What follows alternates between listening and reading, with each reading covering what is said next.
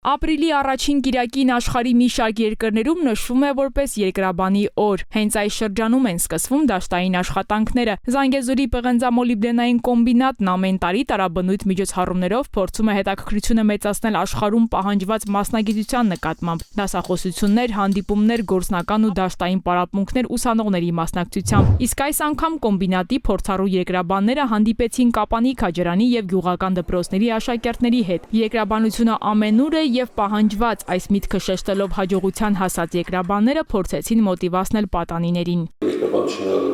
երկրի մոլորակը ուսումնասիրելու համար օգտագործում է եւ մաթեմատիկա, եւ ֆիզիկա, եւ քիմիա։ Այդ երեք գիտությունների համատեղելիության առաջացել երկրաբանությունը։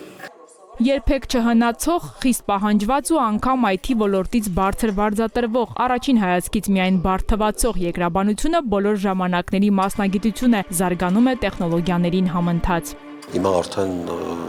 պոպուլյար դարձած արհեստական բանականությունը եւս սկսել է կիրառվել երկրաբանության մեջ, հանքավայրերի որոնման, հայտնաբերման գծով։ Մինչև այսօրվա հանդիպումը չէի պատկերացնում, որ երկրաբանությունը այդպիսի պահանջարկ ունի, բայց այսօրվա հանդիպումը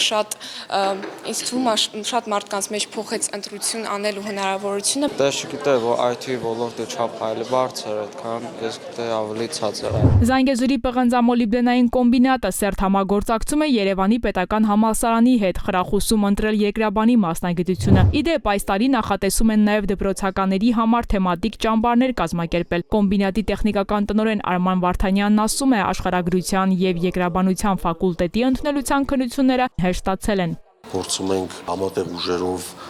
նորից վերականգնել դիմորդների քանակի ցուցանիշները, որը եղել է նախկինում, անցած տարի կազմակերպեցինք դաշտային պրակտիկան առաջին անգամ ֆակուլտետի դաշտային պրակտիկան կազմակերպեցինք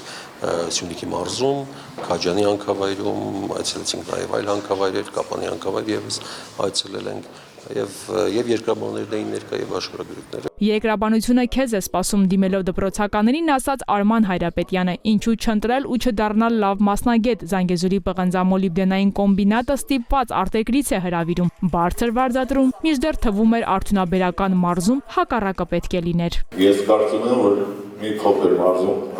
այսքան արդյունաբերության ակտիվությունը